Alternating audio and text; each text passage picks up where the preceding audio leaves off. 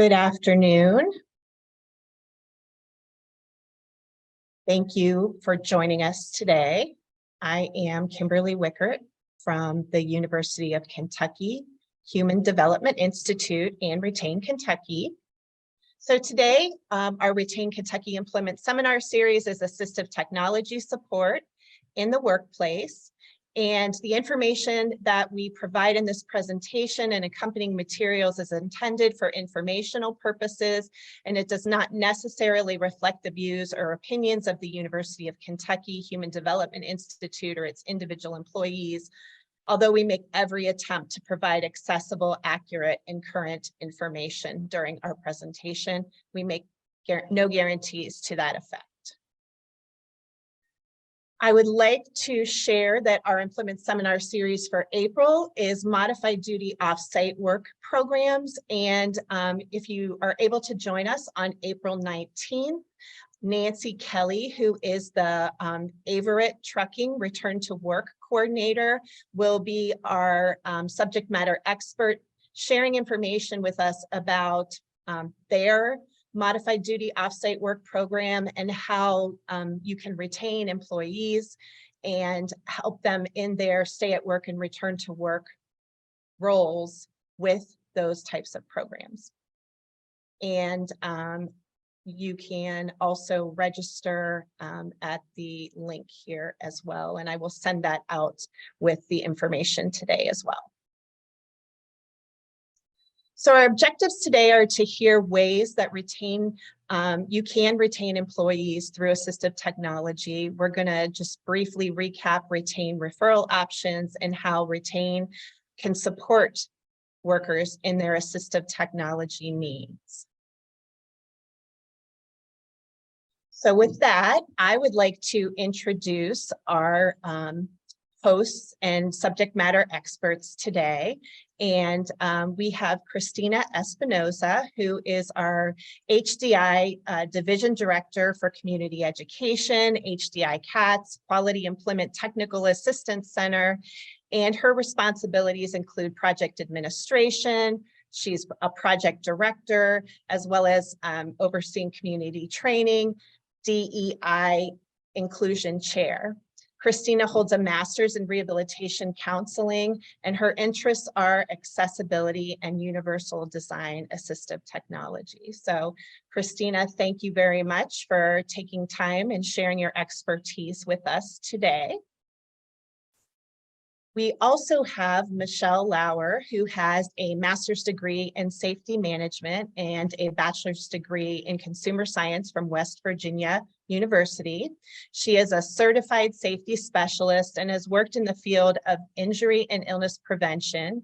She has worked for the University of Kentucky in occupational safety and has worked as a return to work coordinator for our Retain program prior to becoming our senior job analyst.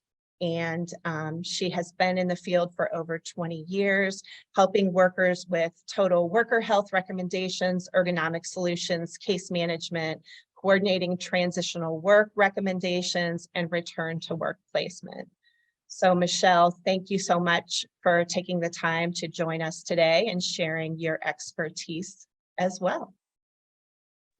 So Christine, I think you're going to get us started, and I've used this image before of the owl because I like it so much, but you're going to share what is assistive technology.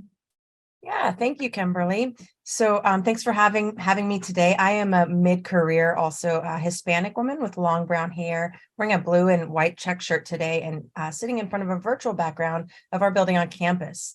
But yeah, I'm going to start today with just talking a little bit about what assistive technology is. It can be a really overwhelming and intimidating topic because I can guarantee you that since I was last on the internet, maybe 5 minutes ago, things have changed. So they change very quickly, and it feels like a really difficult, overwhelming thing to keep up with, so that you can know what the best assistive devices and accommodations are to be providing your employees. But really just want to start with defining it, breaking down a little bit about what the term means.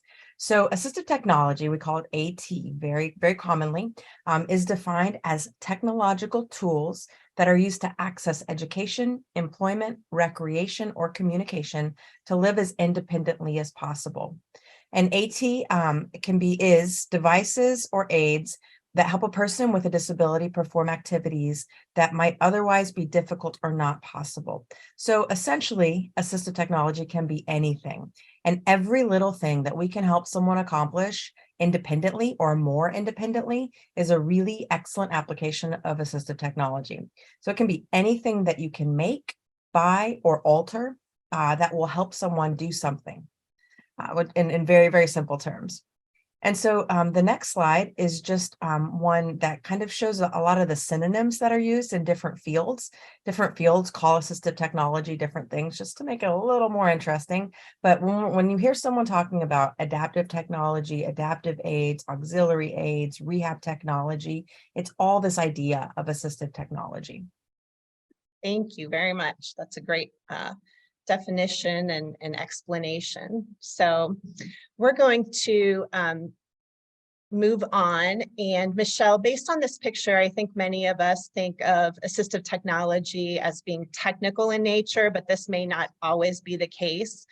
Can you share with us other AT support that you have recommended that may not be technology based, and maybe how we can help people be successful at work by starting in their home, even if they don't work in the home, helping them be successful getting ready for work? Sure thing, Kimberly. Thanks for having me today. My name is Michelle Lauer. I'm a mid-career white woman with brown hair, and my preferred pronouns are she, her, hers. And today we're looking here at a shower chair inside a shower, and we need to think about somebody with working. Many people need to prepare to be ready to go into work if they do not work at home. And some people do like to get ready for their day, even if they do work at home. So one type of thing I have recommended for different participants and retain is using a sock aid. And this is basically is a cylinder device with two handles where someone can take their sock and loop around that. And then they could put their foot through and pull their sock on so they can wear their shoes for the day. There's also a tool that can be used to help button a dress shirt or any other type of shirt. And typically those button device tools also have a hook on them to help with zipping up jackets or clothing. When you get into grooming, as we see, we have the shower chair. Some people have bathtubs and they don't have a nice walk-in shower. They can use a transfer chair to get in the shower. So that chair, you would sit down and you're able to move across into the tub area there where you can utilize the shower and still sit down, be able to get in and out easier, because some people cannot make that threshold of the bathtub. Some other items are grab handles in the shower that have suction cups on them. You can place those in your shower. Long-handed backwashers, or even there's one that has a handle long like a mop with a brush on the end you can use to scrub your feet. And also just even with the brushing the hair, long-handled hair brushes or combs can also help somebody get ready for their day. And if they would like to do some cooking in the kitchen and make their lunch for say, they do have items where it can hold a vegetable like a potato or a tomato and has little spots to where the knife would go, so you can help with the slicing and maintain a hold of that vegetable or potato. And there's even something called a rocking knife that can be rocked back and forth to do the slicing. They're not able to use a traditional knife. And one other item is weighted silverware. And then this is typically used by people who are suffering from tremors. And, think about even at the workplace. I this week have a luncheon to go to. And somebody who has a tremor, these types of silverware is crucial for them, so they can participate and not be concerned that they may have a tremor while they're eating. And so these are the types of things I have recommended. Those are great examples, and thank you for sharing how, assistive technology can help individuals with their hygiene, grooming, and I love the examples about prepping for meals and lunch. So thank you very much. We'll go ahead and we will move on. And I believe, Christina, you are going to help us look at some assistive technology examples in the workplace. Absolutely. I'm glad to. Yeah. So right now on the screen, there's an image of a desk. And so this is just not an example of necessarily an accessible workstation, but really just want to emphasize that every person is going to need different things considered based on what their limitation might be, what their, reach and musculoskeletal strength might be, what their vision and hearing might be, right? So this image here shows a little bit larger monitor on the left, that's connected to the desktop. And then on the right, it shows a video magnifier. So this would be useful for someone with low vision. There are hundreds of different kinds of video magnifiers now as well. This one clearly has a very large screen, and you put the item that you're trying to read or look at below it, and it magnifies that onto the large screen for someone with low vision. So there's so many considerations when you're looking at a workstation, depending on the needs of that individual. Oftentimes we'll suggest adjustable height desks or a sit stand option for people who might need to change their positioning throughout the day to be able to increase their endurance and their ability to function throughout a longer workday. I often look to make sure someone has wrist pads, in front of both the keyboard and the mouse, to make sure there are appropriate keyboards. There are a lot of different alternative keyboards available for different ergonomics and different preferences. There's one-handed keyboards, but more and more, the things that we're using are things that are built into the operating systems. So it's a really exciting time to be working with technology, but it's really, really great to do what we can to know what these updates become. And like I said, they're changing constantly, but at least to know where to go to figure out what the new accessibility features are that are built in and available to all of us to use, right? There are things like, let's see, Bluetooth headsets, right? So using a Bluetooth headset, you're cord free, there's less danger and obstruction as you're moving. You could use that to either be answering phone calls or to be offering a voice to text dictation that you can work with on every operating system now that works through all different softwares and doesn't have to be an additional overlay or additional software that requires those additional updates and things like that, right? And then also always looking at lighting. So depending on the user, task lighting is really important, making sure there's a lamp where someone can alleviate that fatigue in the eyes, right? To have that access to good lighting, both on their computer screens, on whatever they might be reading. I'm thinking about larger monitors, and the other benefit there is they're getting less and less expensive, right? They used to be incredibly expensive to have a large monitor. Now we can literally get someone a 50-inch monitor if they need that for low vision to be able to access different screens or different softwares depending on their work environment for, $300 or $400 or $500 pretty easily. So having the monitors where they need them, the positioning of things where they need them, having footrests and being able to keep that positioning, the ergonomic positioning that is going to eliminate or reduce that fatigue, having the anti-fatigue pads to stand on if it is a sit stand option. All of these things make it more usable for everybody, increase the endurance levels for everybody. So when we're going into these environments, it's really exciting when we see a lot of these things already present, because it reduces the need to even have to ask for some of these as accommodations, just like having all the features built in now reduces those needs. And then when we're looking at chairs, for an ergonomic chair to be most usable and adjustable for people, we're looking at the adjustability. So the width and the depth adjustment for different heighted people, different sized people. We're looking for armrests that are also adjustable to keep your arm supported while you're typing or at the computer, and that upper back support. Looking for things to be within easy reach. If you're on the phone a lot, you don't want to have to move and lean your body to reach the phone. So there's so much to look at a workstation and so much we can be really intentional about, but a lot of it could be very cheap to free, mostly honestly free adjustments at this point, which is really exciting too. So I would encourage everyone to consider and to look out for opportunities to get some training and to keep up with some of the updates that are happening within those built-in operating system features, because they're usable for all of us, but also the more of us that can help suggest those for others around us, the better.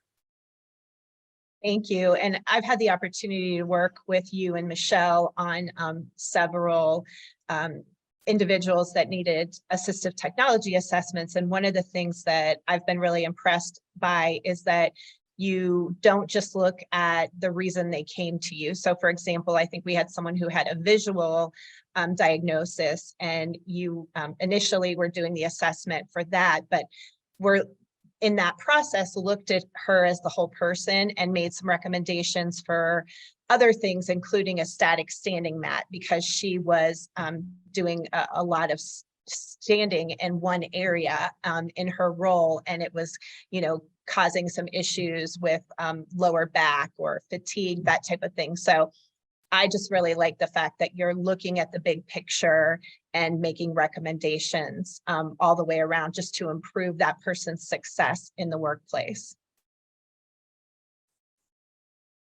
All right, Michelle, I know you have a lot of experience working in the automotive industry, and I don't know that I mentioned that in your bio, but you came to us as an HR safety professional with, I think, 15 years in the automotive industry. So I like this picture. It makes me think of you. What are some examples of assistive technology in a manufacturing job, or for someone who's in a physically demanding job, like a warehouse worker? Yeah. Right here, this picture, it shows one right here, the assembly line, where a automated device is moving heavy materials throughout the workspace, where someone can be just at the workstation and the items are coming to them, and they don't have to move those items around.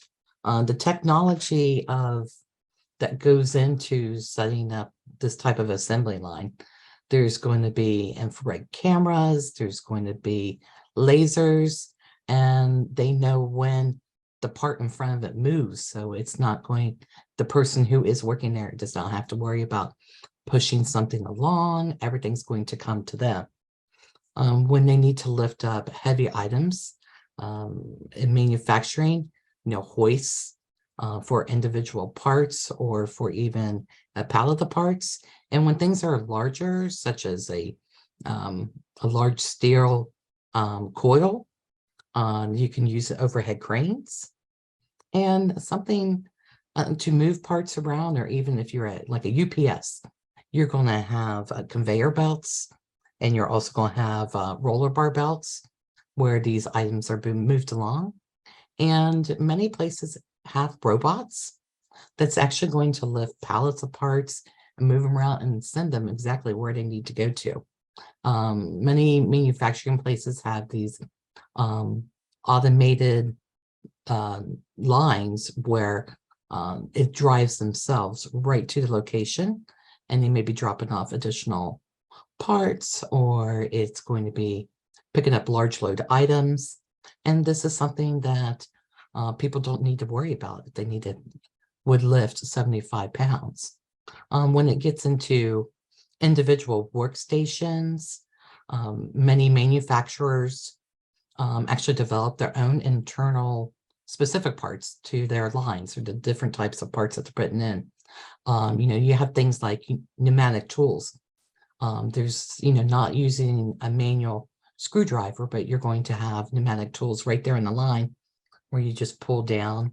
They're going to actually be corrugated to above you, so you don't actually have to have that lift. You just pull it on down, zip, and your part's in, and the next one comes. When you get into that supply side, or even inventory, working in warehousing, we have mobile computers, and you've probably seen them if you've been walking around Kroger lately with the order picking. So these are going to be, they could be handheld, they could be strapped to your arm. All of these displays, the lighting behind it can be changed, the size of the type can be changed, and you get into a lot of different types of barcode scanning where it's already in. You take that human factor out of it, of typing items in. Another item that's big in warehousing is something called a tilt table. And it looks like a little scissors underneath. And as, let's say you get a basket of 1,000 pounds of parts, and those parts need to be put out into the warehouse. So you might have 10 of this or 10 of that. And as the basket lightens, the basket will move up. So the person does not have to bend into a basket to pull out these parts to stock. It will continually lift to their ergonomic level. And let's see, one last thing, along with warehousing, is now voice picking or scanning is becoming very big, where somebody would have one stationary spot and all of the parts are in different bins in a carousel, and they can scan or they can speak the location and the actual internal maneuvers.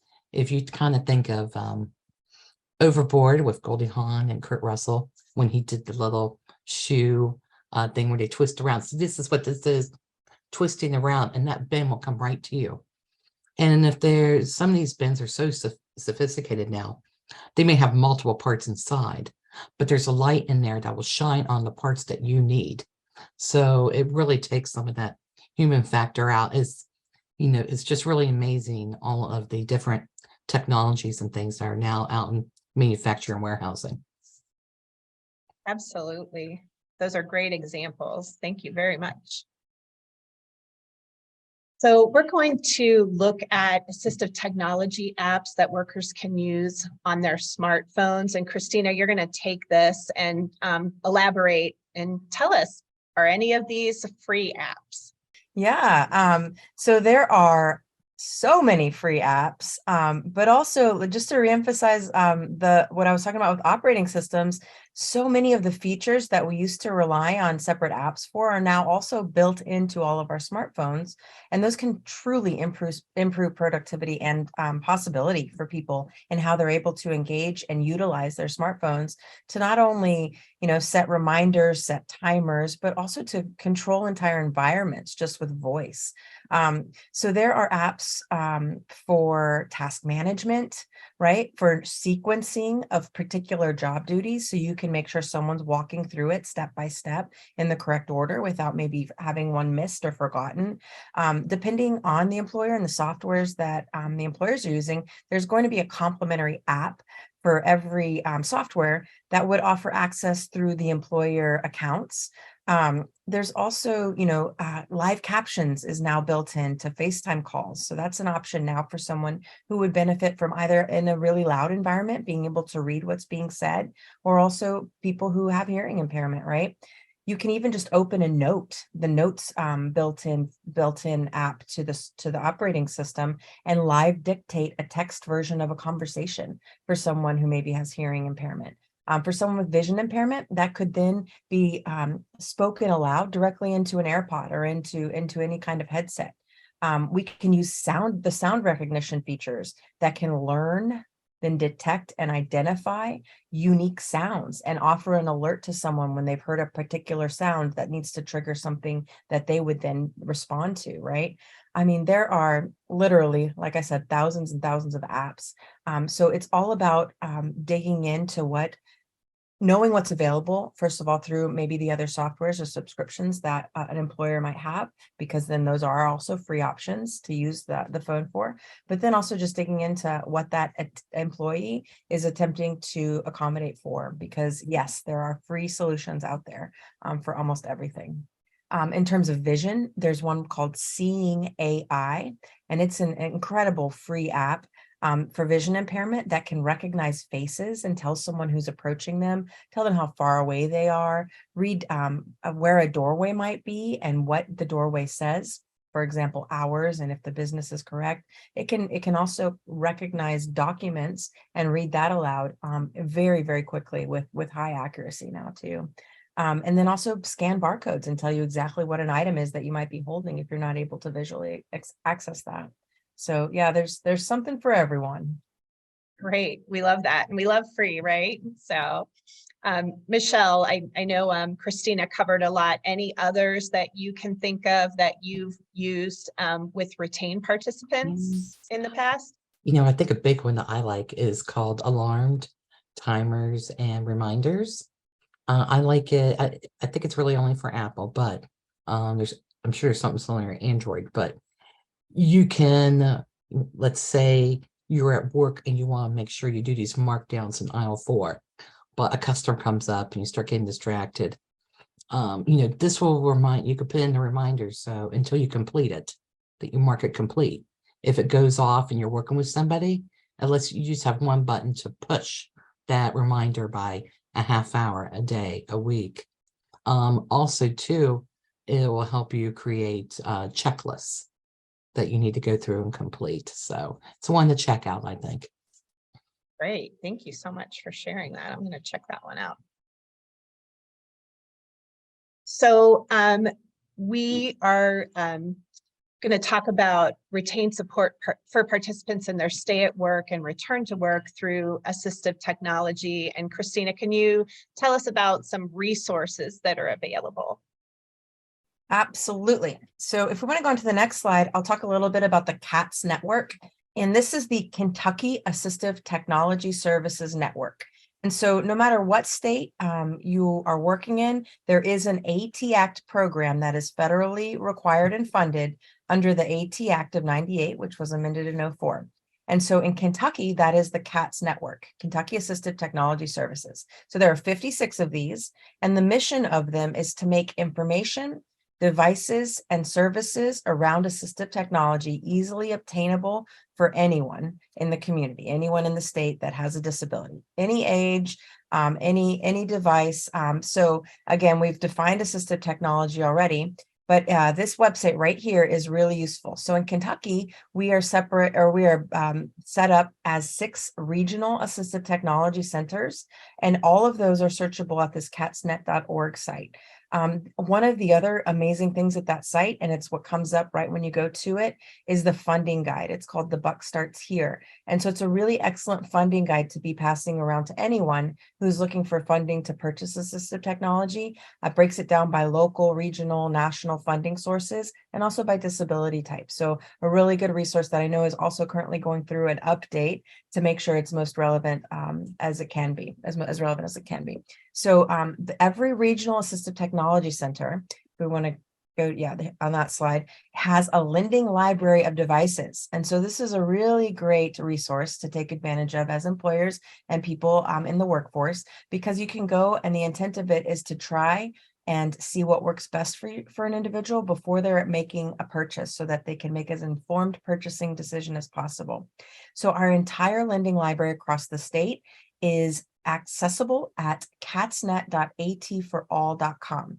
Everyone can make a free account there and search the inventory. You can also search it by the regional centers. So if you're in the Lexington area, the regional center is another HDI project. It's one of my projects, and it's called HDI CATS, the Center for Assistive Technology Services. And so you can search our lending library and the statewide library at that site. And the other group of things that are not on a loan basis, so the short-term loan, just like the library, it's free for people to come check out and use for 30 days and then return. But we also have our reutilization project, and that's called Project Carrot. And that's where anybody from the community can come and get for free to keep durable medical equipment that they might need. And so oftentimes in our Project Carrot inventory, we'll have things that Michelle was referencing earlier, like the sock aids or the button aids or different medication management tools, but also things like wheelchairs and walkers and canes and crutches and commode seats and 3-in-1 overlays and shower benches. Those are the kinds of things that we want to make sure keep getting reused. So we're a donation site to receive those things. We clean them, fix them as we can, and then re-enter them immediately into that inventory management system, and want anyone who needs it to come get it. So please utilize that function of all of the AT centers, our lending libraries, and our Project Carrot reuse programs, but we also provide training and we can do demonstration. You just call, make an appointment, let us know what someone might need, what category they're trying to accommodate for. Like maybe it's grooming or independently feeding oneself. And we can pull out all of the different equipment we have, show everyone how it works that might be there with that individual, and try to figure out which one might work best or allow them to be most independent, because we truly celebrate every little way that we can make an independent activity. We also work on with the Kentucky Commission for the Deaf and Hard of Hearing, and have a cabinet of all of their devices that they provide for free to people who qualify through them every 3 years.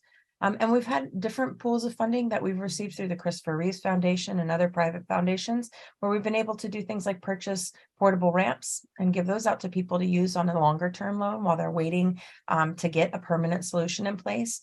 And also our newer one is home automation kits. And this home automation idea, also fully applicable in the workplace, but the ability to automate our temperature and our lights and opening doors and calling for people and changing music and turning a fan on or off. It's amazing what we can do with voice now, or the ability to even touch a screen.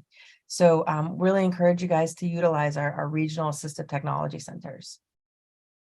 Great, thank you so much.